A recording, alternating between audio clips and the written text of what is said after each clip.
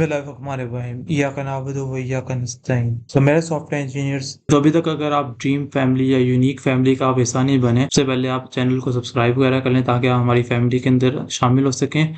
और साथ साथ आप वीडियो को लाइक भी करें और कमेंट भी करें प्यारा सा, और आप बताएं वीडियो आपको कैसी लगी। और अगर आपने इसको शेयर नहीं किया तो सबसे पहले शेयर भी कर लें ताकि ज़्यादा से ज़्यादा लोग स्किल डेवलपर बन सकें। Okay, so let's learn about the another type of hook which is use affect hook. जिस तरीके से हमने पिछले वीडियो के अंदर मैं आपको बताया था कि फेच करने का एक गलत तरीका होता है, हमने पिछले वीडियो के अंदर समझ लिया।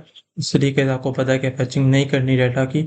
और आज की वीडियो के अंदर हम लोग जिस लीगल तरीके से करेंगे यूज इफेक्ट, तो यूज़ करके हम डाटा को फेच करेंगे। आप देखेंगे क्या डिफरेंस है यूज इफेक्ट को यूज़ करने में और बाकी जो हमने पिछली वीडियो में किया था, दोनों में क्या फ़र्क आता है और इसमें क्या हमें ऑप्टिमाइज चीज़ मिलती है। सो जैसे हमने पहले यूज स्टेट को पढ़ा था, वो एक हुक थी।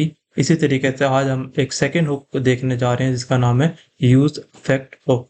ओके, सो स्क्रीन की तरफ मूव करते हैं। Let's get started. अच्छा, तो अब आगे स्क्रीन के ऊपर यहाँ पर देख सकते हैं कि ये वाला जो काम हमने फैचिंग वाला किया था, ये हमने लास्ट वीडियो के अंदर परफॉर्म किया था। इसके बारे में आपको पता भी होगा। और यहाँ पर अगर आप एप्लीकेशन के अंदर हैं तो यहाँ पर आपको डाटा भी शो हो रहा था, लेकिन इसको मैंने यहाँ से कन्वर्ट करके console.log कर दिया। तो आपको मैंने कहा था इसके अंदर अगर आप स्टेट को अपडेट करेंगे तो वो बहुत ज़्यादा दफ़ा आपका जो डाटा है वो फेचिंग करता जाएगा, और इस तरीके से that is not a good way. So इस वजह से हम इसके अंदर अब स्टेट को अपडेट नहीं कर सकते। हमने जो रैक के अंदर काम करने हमने स्टेट को अपडेट करेंगे, तब भी ये स्टेट यहाँ पर हमारे कोड के अंदर नीचे यूज़ होगी और वहाँ पर डिस्प्ले होगी। तो अगर आप इसके ज़रिए से स्टेट को ही अपडेट नहीं कर सकते तो it's mean this is a wrong way of fetching. Okay, so इसको हम लोग ऑप्टिमाइज बनाने के लिए करेंगे, हम लोग यूज इफेक्ट को यूज़ करेंगे जिसके ज़रिए से हम लोग फेचिंग परफॉर्म करेंगे। और आपको मैंने ये 3 लाइफ साइकिल्स के बारे में बताया था कि एक माउंट होता है कंपोनेंट का लाइफ साइकिल, एक रीटेंडर होता है, एक अनमाउंट होता है। सो जब यूज इफेक्ट को यूज़ करेंगे उसके अंदर जब भी आपका जो एप्लीकेशन लोड होगी, आपके कंपोनेंट्स लोड होंगे, मतलब आपकी एप्लीकेशन माउंट होगी, तब आपका यूज इफेक्ट जो है वो काम करेगी। तो उसके लिए हम क्या यूज़ करते हैं, यहाँ पर आकर हम लोग लिखेंगे यूज इफेक्ट, और इस तरीके से इसको हम लोग यूज करते हैं। और जैसा आपको मैंने बताया ये भी एक हुक है। जिस तरीके से हमने यूज स्टेट को यूज किया, को मैंने बताया था जिसके आगे भी यूज लिखा होगा वो क्या होगी, हुक होगी।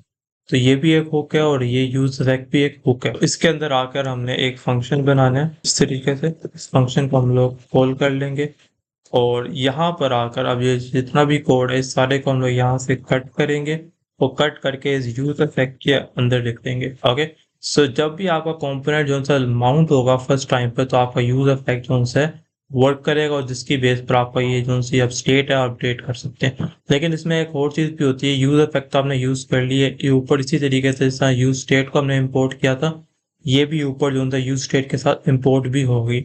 सो अगर इम्पोर्ट नहीं होगी तो आपको एरर भी आएगा। तो उसके बाद आपने इसके यहाँ पर आके जहाँ भी ब्रैकेट खत्म होती है, यहाँ पर कोमा लगा के आपने डिपेंडेंसी, इसको कहते हैं डिपेंडेंसी अरे, मतलब यूज इफेक्ट किस चीज़ के ऊपर डिपेंडेंट होगा। तो यहाँ पर अगर तो आप इसको एम्प्टी छोड़ेंगे, इसका मतलब ये है कि जब आपका कंपोनेंट जो है माउंट होगा तब ही ये यूज इफेक्ट जो है काम करेगा, मतलब पहली दफ़ा में आकर ये यूज इफेक्ट वर्क करेगा।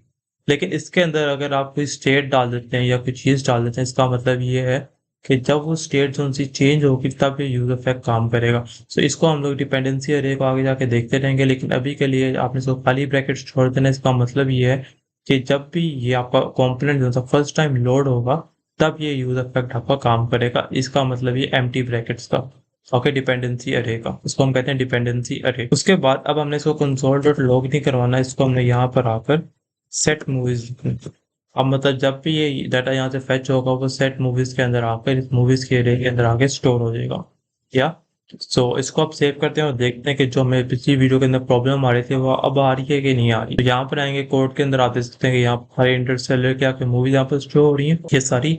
और आपको जो मैंने मसला बताया था वो इंस्पेक्ट के अंदर आपने आना था, और जो आपको मैंने लास्ट वीडियो के अंदर बताया था यहाँ पर नेटवर्क के अंदर आपको मैंने दिखाया था कि जब पहले आप लोग डाटा सारा फेच कर रहे थे उसमें आपकी रिक्वेस्ट बहुत ज़्यादा दफ़ा जा रही थी।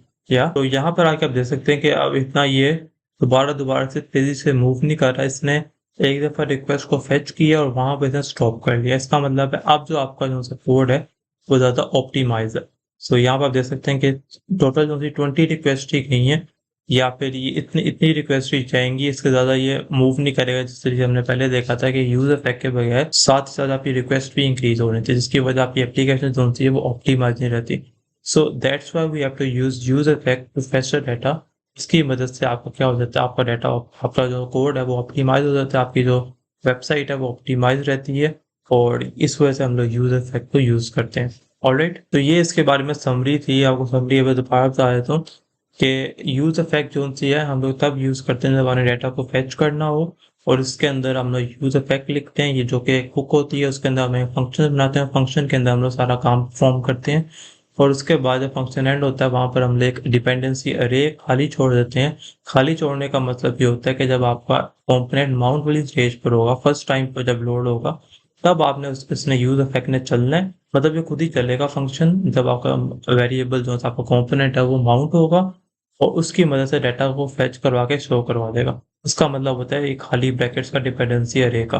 अगर इसके अंदर आप कोई अरे बना देंगे इस डिपेंडेंसी अरे के अंदर, तो जब भी वो सी अरे होगी या जो भी चीज़ होगी, वो जब अपडेट होगी, इसके अंदर चेंजेस आएंगे, तब यूज इफेक्ट काम करेगा। लेकिन उसके बारे में हम लोग बाद में देखेंगे। अभी आपने सिर्फ एम्प्टी ब्रैकेट्स के बारे में समझना है कि एम्प्टी ब्रैकेट्स का मतलब ये होता है कि जब आपका पहली दफा आपका माउंट होगा आपका जो भी कंपोनेंट है।